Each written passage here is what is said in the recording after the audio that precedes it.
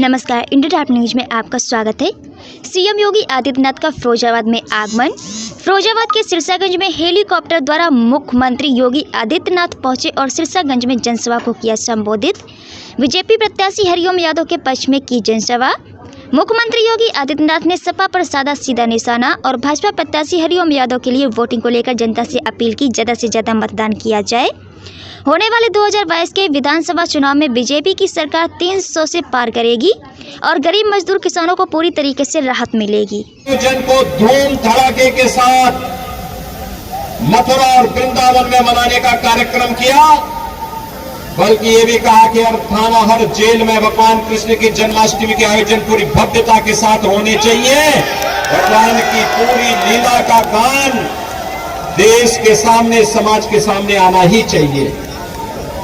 से हरिओम यादव जी को भारी बहुमत से विजयी बनाएंगे। आप सभी सहमत हैं? 5 सीटों पर भारतीय जनता पार्टी को विजयी बनाएंगे। मेरे साथ दोनों हाथ लेकर के बोलेंगे, भारत माता की, भारत माता की, भारत माता की। पिता पुत्र को दोनों को भजाओगे तो 30 तारीख को कमल वाला बटन दबा देना और भारतीय जनता पार्टी के प्रत्याशी को भारी बहुमत से जिता देना। योगी जी को उत्तर प्रदेश का दोबारा मुख्यमंत्री बना देना। बहुत बहुत धन्यवाद। जय हिंद, जय भारत। धड़ाके के साथ सरकार बना रही है और श्री हरिओम यादव का सम्मान की रक्षा भी करेगी। भाइयों बहनों, प्रदेश के अंदर जनता के हित में, प्रदेश के विकास के लिए कार्य करने वाली, प्रदेश के प्रत्येक नागरिक को सुरक्षा प्रदान करने वाली सरकार का सुहाग की रक्षा आपको करनी है। क्योंकि जब आप सभी लोग, जनता जनार्दन खड़ी होती है, तो फिर जनता जनार्दन के सामने, लोकतंत्र के इस महासैलाब के सामने हर कोई ध्वस्त हो सकता है और सिरसागंज ने साबित किया है। भाइयों बहनों, में सचमुच इस दिन हरिओम यादव जी को हम लोगों ने भारतीय जनता पार्टी की सदस्यता दिलाई थी। दिल्ली में भारतीय जनता पार्टी मुख्यालय में हमारी बैठक चल रही थी और मुझे बताया गया कि हरिओम यादव जी, मैंने कहा बहुत अच्छे जनाधार वाले नेता है, तो ये बोला जा रहा था कि कुछ टाल दिया जाए। मैंने कहा देखो, अगर दिल्ली आ गए हैं उनको सम्मानजनक ढंग से बिठाइए और उनकी सदस्यता ग्रहण होनी चाहिए, क्योंकि उन्होंने जमीन से जुड़ करके जनता के हितों के लिए लड़ाई लड़ी है। राशन, फ्री में राशन।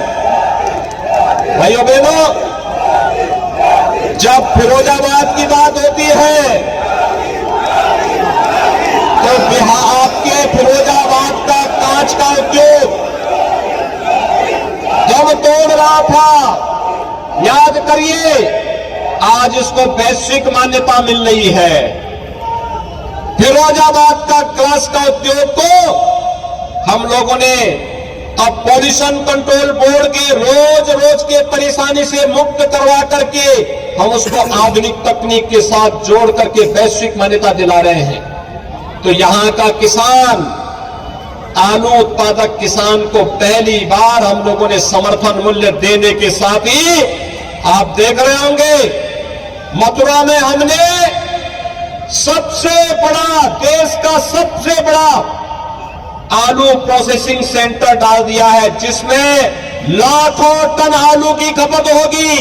यहां के आलू उत्पादक किसानों को अच्छा दाम मिलेगा और यह यूनिट हम लोग आने वाले समय में फिरोजाबाद में चिप्स बनाने के लिए, यहां के साथ साथ फिरोजाबाद, एटा, अलीगढ़, आगरा और आसपास के सभी जनपदों में भी स्थापित करने की कार्रवाई चल रही है। अन्नदाता किसान, याद करिए, जब भारतीय जनता पार्टी की सरकार आई थी, पहला काम किया था किसानों के ऋण माफी का। प्रधानमंत्री मोदी जी ने प्रधानमंत्री किसान सम्मान निधि आपको दी, हर किसान को दी। लेकिन समाजवादी पार्टी की सरकार आती है, पहले क्या काम किया उसने? पहला काम क्या? आतंकवादियों के मुकदमों को समाप्त करने का। भाइयों बहनों, ये आतंकवादी आएंगे क्या? ये हमारे हित चिंतक होंगे क्या? ये जो बमबाजी होती थी, क्या उससे किसी का हित होता था क्या? गरीब का, किसान का, व्यापारी का, नौजवान का, महिलाओं का किसी का हित होता था? लेकिन एक साजिश के तहत यहां पर पूरे प्रदेश के अंदर अराजकता पैदा करने का षड्यंत्र होता था। मेरे साथ जो अत्याचार हुआ उसकी मैं कह नहीं सकता और कहूंगा भी नहीं। मैं इन अत्याचारों का बदला इनसे लड़के लूंगा और इतनी जोर के लड़ूंगा कि बीजेपी की सीटें 350 उत्तर प्रदेश में आए, योगी जी दोबारा मुख्यमंत्री बने।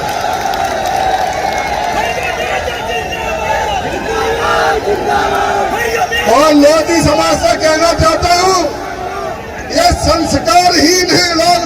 समाजवादी पार्टी के बाबूजी इस देश के बड़े नेता थे, बाबूजी मुख्यमंत्री भी रहे, गवर्नर भी रहे और भारतीय जनता पार्टी के अध्यक्ष भी रहे। उनके निधन पर पूरा देश शोक प्रकट कर रहा था, लेकिन समाजवादी अपने दम पर, अपने बल पर। और भाइयों बहनों, जो सुख दुख में सहभागी होता है वही सच्चा साथी होता है। याद करिए ना, इससे पहले क्या होता था? हम कोरोना कालखंड में देख रहे हैं।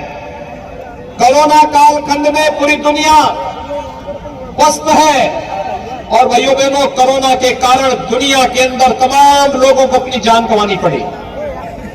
लेकिन भारत के अंदर प्रधानमंत्री मोदी जी के नेतृत्व में जीवन भी और जीविका को बचाने का जो अभिनव प्रयोग हुआ, फ्री में टेस्ट, फ्री में उपचार, फ्री में वैक्सीन। कितने लोगों ने वैक्सीन ले ली है? तो आप लोगों ने तो समाजवादी पार्टी को वैक्सीन लेकर के वैसे ही ध्वस्त कर दिया है, क्योंकि समाजवादी पार्टी के मुखिया तो वैक्सीन का विरोध कर रहे थे ना। वे इसलिए विरोध कर रहे थे जिससे कोरोना की चपेट में ज्यादा से ज्यादा लोग आ जाए, ज्यादा लोगों को नुकसान हो जाए। लेकिन हमने भी ठाना था अपनी जनता जनार्दन का बाल बांका नहीं होने देंगे, इसलिए वैक्सीन सब जगह उपलब्ध करवाने का कार्य हुआ। हो सकता है वे अपने खानदान के बारे में सोचते होंगे, हो सकता है वे अपने परिवार के बारे में सोचते होंगे, लेकिन भाइयों बहनों, मेरे लिए तो उत्तर प्रदेश की 25 करोड़ जनता ही परिवार है और मुझे तो 25 करोड़ जनता के हित के बारे में सोचना है। मोदी जी के लिए 135 करोड़ का भारत ही उनका परिवार है, तो मोदी जी पूरे भारत के बारे में सोचते हैं। और इसलिए भाइयों बहनों, हम लोगों ने तय किया ये फ्री में वैक्सीन, सबको वैक्सीन। और अब डबल इंजन की सरकार है तो भाइयों बहनों, डबल डोज राशन, महीने में 2 बार राशन हर गरीब को उपलब्ध करवाया जा रहा है। भाइयों बहनों, इससे पहले का इतिहास है, इससे पहले का इतिहास है। इतिहास इस बात को कहता है, जब भी महामारी आती थी, बीमारी से के साथ साथ भूख से लाखों लोग मरते थे। लेकिन इस बार मोदी जी ने ऐसी पुख्ता व्यवस्था की कि बीमारी से भी नहीं मरने देंगे और भूख से भी नहीं मरने देंगे। किसानों पर बमबाजी नहीं होती, बल्कि उत्तर प्रदेश में तो बड़ी तेजी के साथ, धूम धड़ाके के साथ कांवड़ यात्रा निकलती है। अब कर्फ्यू नहीं, कांवड़ यात्रा और बमबाजी नहीं। हर कांवड़ यात्री हर हर बम बम का नारा लगा करके चलता है, शानदार तरीके से चलता है। भाइयों बहनों, आज उत्तर प्रदेश के पर्व और त्योहारों को एक मान्यता दी जा रही है। एक मान्यता किस रूप में?